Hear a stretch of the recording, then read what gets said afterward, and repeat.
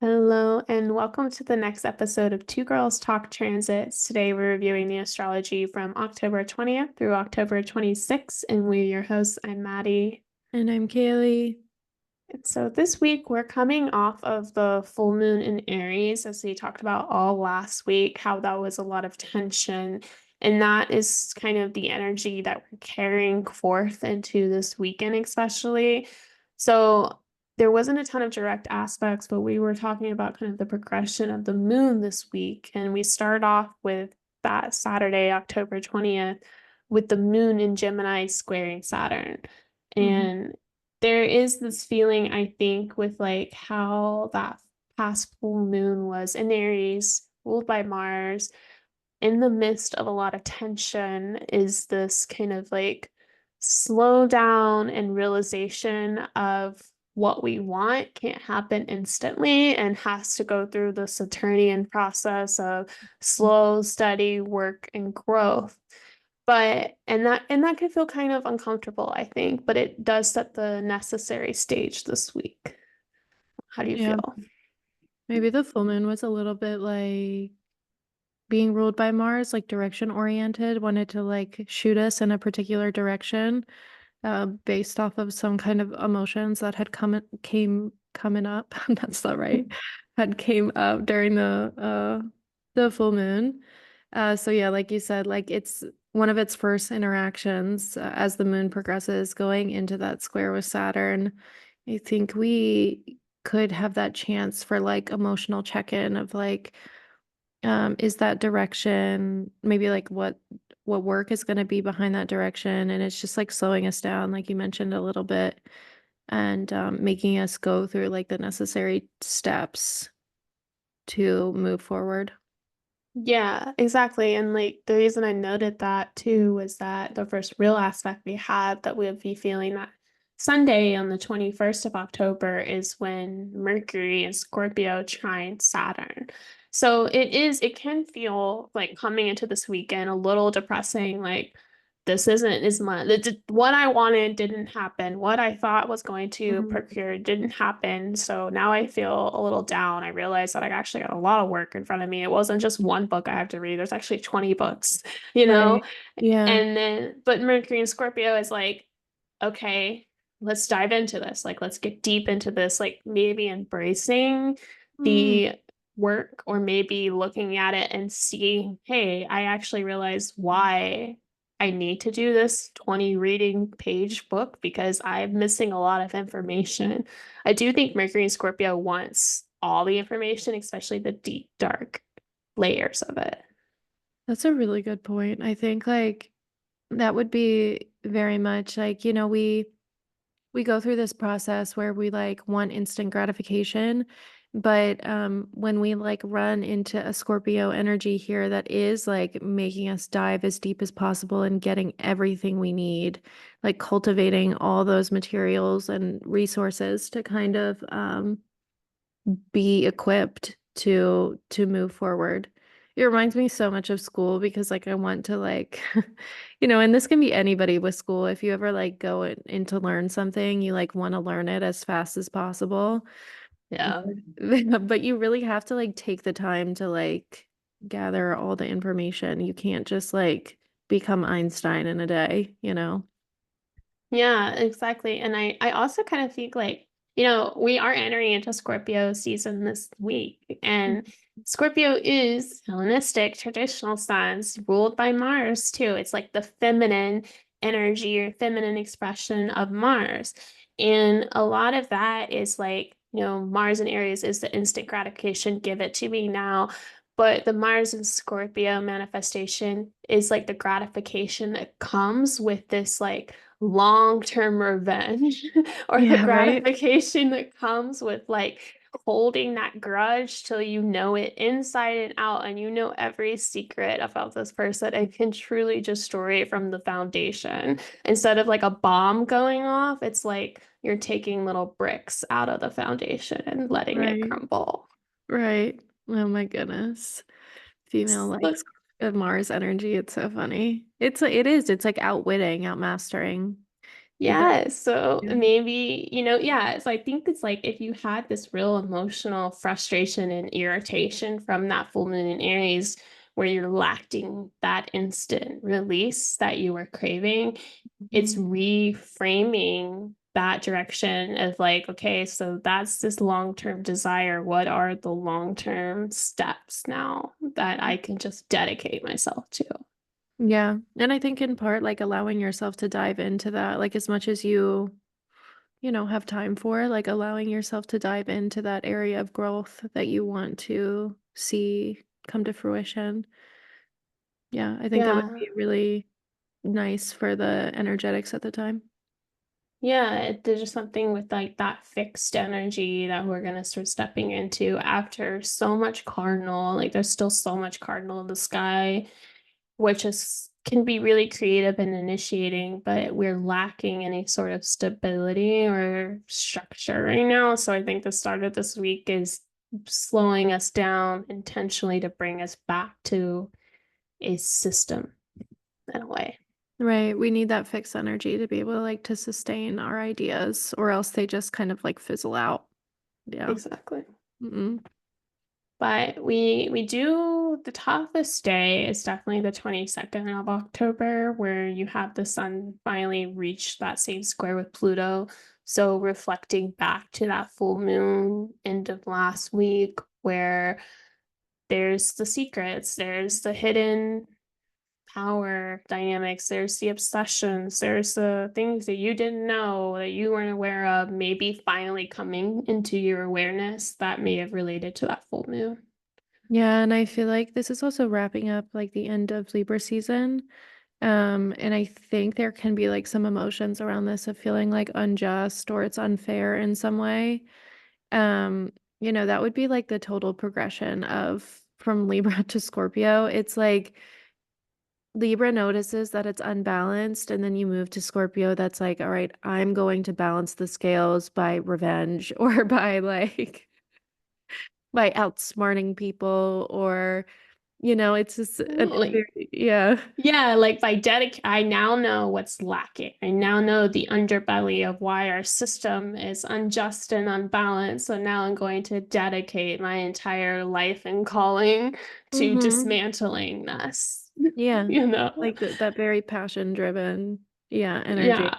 Mhm.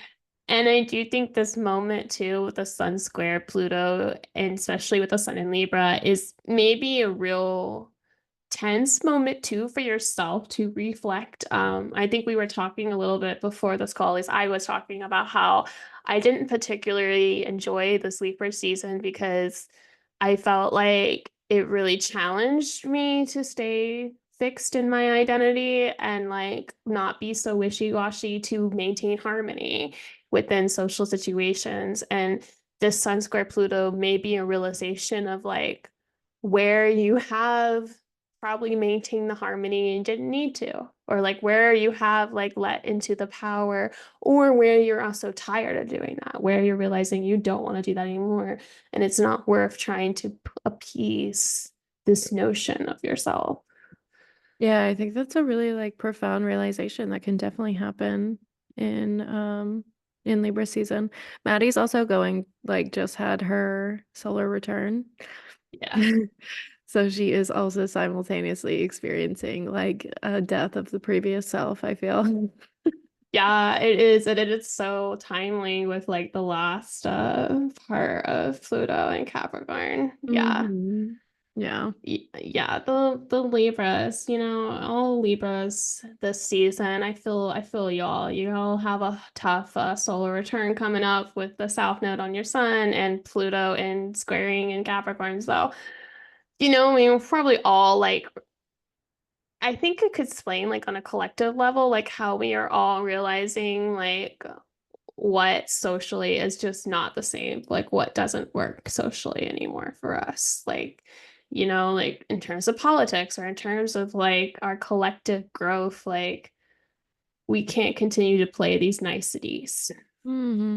There is The so much the more. earth's dying. Like we Yeah. can't just continue to just play along anymore. Like I think that was the real shadow side of Libra season this year. Just realizing how we like maybe have saved face or like went along with the Yeah, how we have appeased the system so much that it's to our detriment. Like that would be so Sun in Libra. Like you put up with all this crap. Your Sun fallen in Libra, so you put up with all this, and you've been appeasing what everything else. You've been maintaining the status quo, which would be Pluto and Capricorn too. And Mm-hmm. you're seeing how that has literally been your downfall, or like has hurt you, and also not just hurt you, but hurt the collective. Right, right. Because anytime we're hurting ourselves, it is like a reflection of the collective as well, and vice versa. Anytime we're hurting the collective, we're also hurting ourselves. Yeah, but you would think it's like it's the the two sides of the scale. You think by being nice and like agreeing to follow the rules and to maintain the status quo That you're is doing keeping justice. you're Yeah. doing it justice, but then the realization is that, oh no, we're not actually. Like the system itself is corrupted. Mm-hmm. Yeah. In the US, we're gonna see, I mean, this is just particular to the US, but I know we're gonna see like a lot of changes in the next couple years with the Uranus return coming up. And I was listening to another creator talk the other day about how we're such a young country and the US is very much like in its adolescent stage. We're like kind of figuring out where our beliefs lie and like what do we want to be as a nation? Like who do we want to be as a nation? And yeah, I'm hoping with the Uranus return, actually, we kind of let go of this like individualistic notion a little bit that we all have to like do everything ourselves. Because I think like it's so reflective in our culture and also so reflective in our individual mindsets too. Like we are so judgmental of people who cannot do everything by themselves. Pull And yourself up by the I bootstrap. don't know. Oh, And I'm like, I really hope that that just like gets eliminated and we start to like be a community of people again who can rely on each other. oh, and it's such a good point. And it's wild too. I was just like when we're thinking when I was saying all that, it's like, Kamala Harris, she's a late Libra, She which is, yeah. means her Mhm. solar return is going to have the Sun square Pluto in it. Interesting. I I wonder. mean, literally everything I talked about, and now our president's gonna have. I mean, she's not president yet, but if you study astrology, Trump's I, not gonna win. We right. already I think, know. yeah, We it's gonna already happen. know. Go Yeah. read Catherine Urban's report. Okay, love you. Anyway, anyways, but just saying, like, that's gonna be mirrored then. Like she has that in her solar return chart. So now that whole Sun square Pluto, everything we talked about, this, appeasing the system versus challenging it.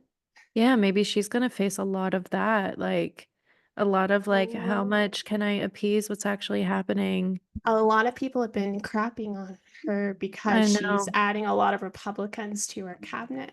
And they're saying, Interesting. like, did you see that? Yeah, Mm-mm. so she said she was going to be very, like, partisan, and a lot of Democrats are really mad about that because that's not what direction we want to go. Interesting. So that could be a very Libra. Yeah, I don't know. Just was thinking about that too. I definitely think she can be a wild card in some ways Yeah, because, I mean, she's a Libra. She's yeah, gonna say what you want to hear.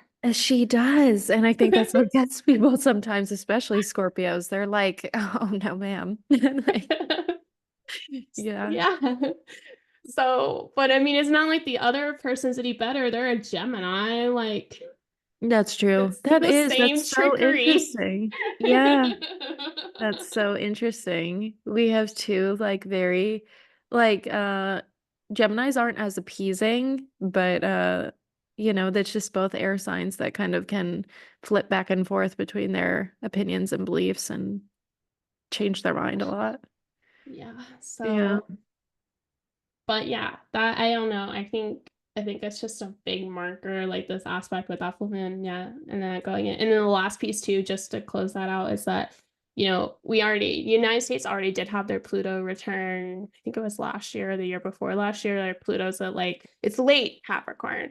But I do think like if we use whole sign, aspects, which I use as Hellenistic, like this is also the last little touch of the United States Pluto return with the Pluto dipping into Capricorn. So again, it is, to your point, setting the stage potentially for this big change with the Uranus return because I was also listening to another podcast about how like countries that make it to their Pluto return or even their first and second always come out like a totally different country. Like they get changed, they get a whole new government, or they get like, swallowed by another country, or they get redirected, like it's, most countries don't continue to do Pluto returns the same way. Mhm.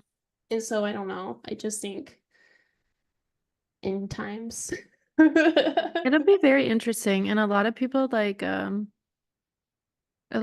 think have their eyes on the US, like, Mm, so I think it'd just be yeah. interesting for people to watch and to see what evolves, being here Yeah. or not being here. Yeah. Yeah. Exactly. So kind of big note for this week, and then we enter into Scorpio season later that evening on the 22nd of October. Mhm. And yeah, welcome to the Scorpio deep dark. season. Yeah.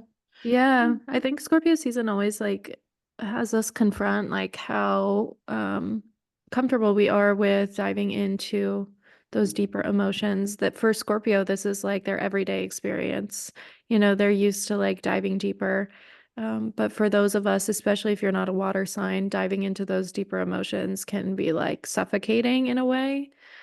So I think good time for, I don't know, maybe like grounding exercises I feel like can be good during Scorpio season. And just remembering that it's okay to, like, we all have deeper emotions at some point. There's no avoiding that. Yeah, it's always a kind of a starker shift, I think, from Libra into Scorpio, but Mm-hmm.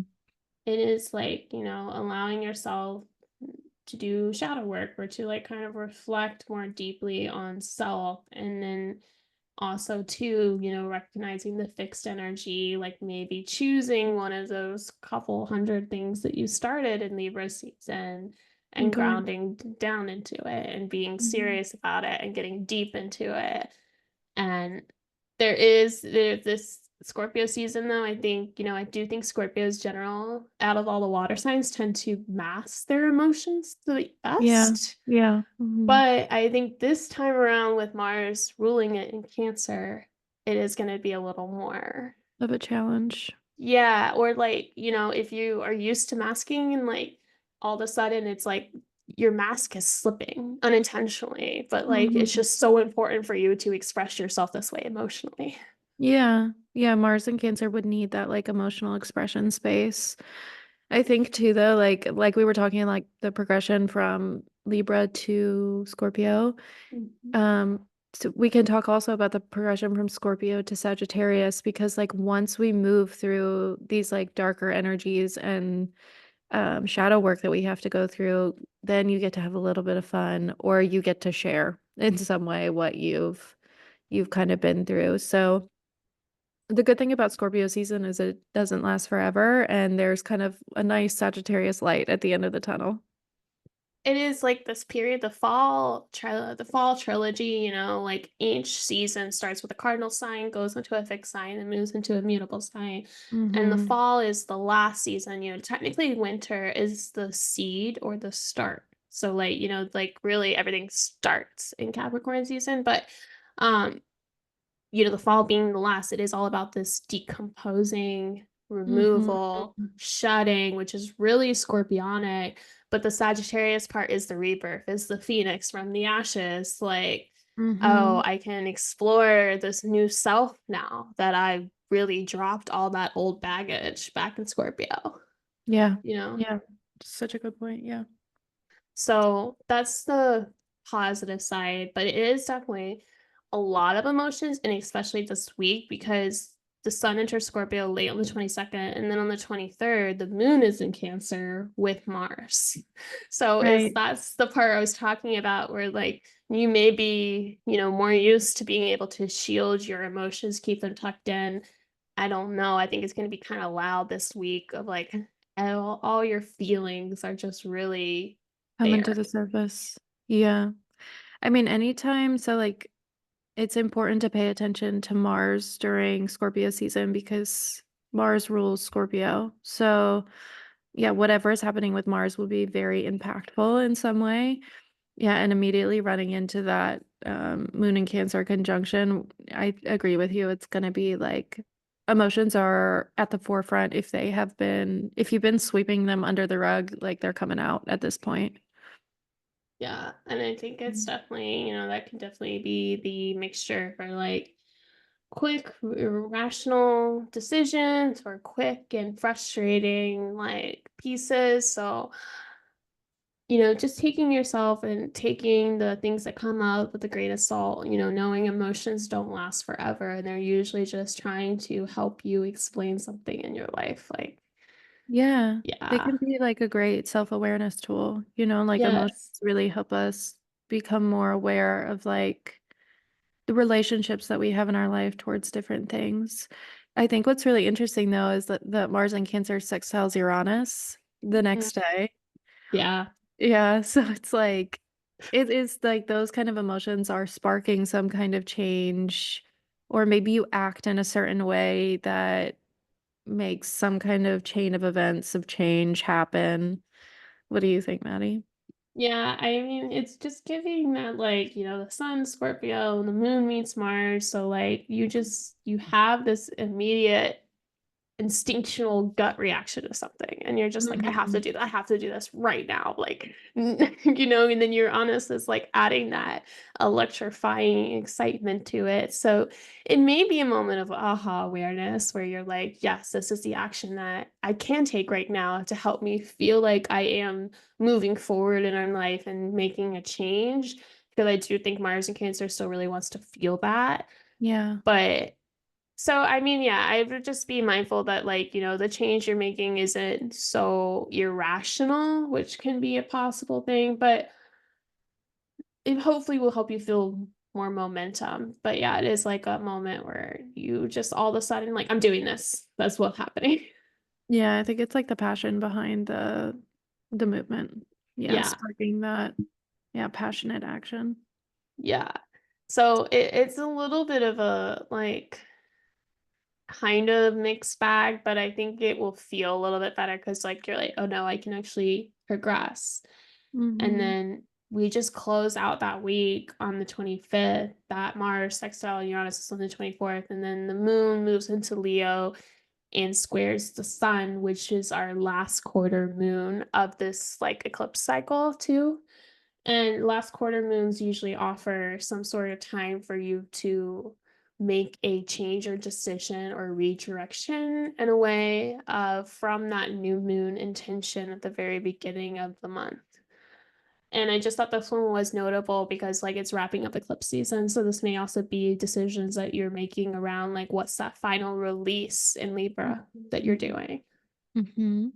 Interesting. Yeah, so that's a nice little reflection point for that Libra energy closing up.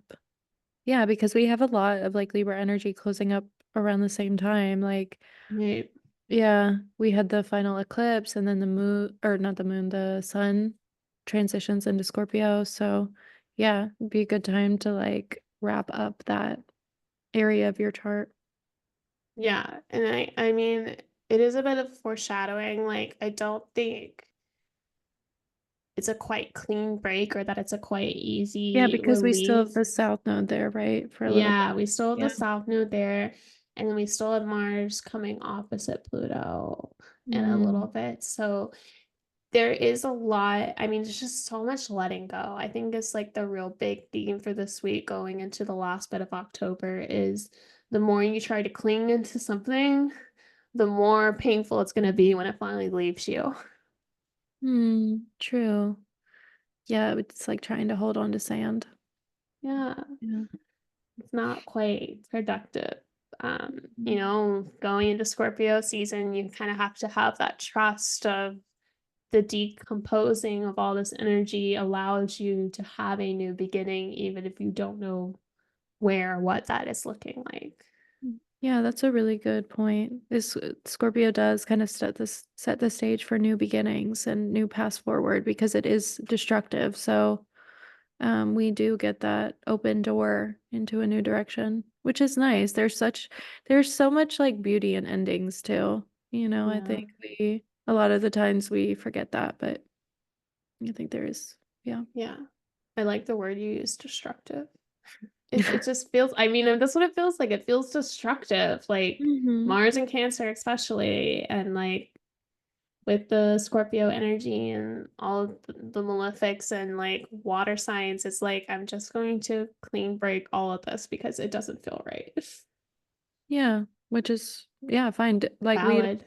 yeah, destruction doesn't need to have like a negative connotation. Sometimes it No, can, yeah, be a really necessary and good thing. Yeah. it's all part. You can't have any sort of rebirth if you don't destroy something first. Just Mm-hmm. what it is. Yeah. So that's it for this week. I think it's challenging, but that's I told you October was gonna be challenging, so you already know. That was your forewarning, yeah. It was. Well, you can go check us out for more content or info on TikTok, Instagram, and YouTube of Two Girls Talk Transits. And my info, everything is on Instagram as well, Maddie.delray, or my website, maddiedelray.com. And what about for you, Kaylee? You can find me heal.on earth on Instagram. And that's it. All right, we'll see y'all next week. See you.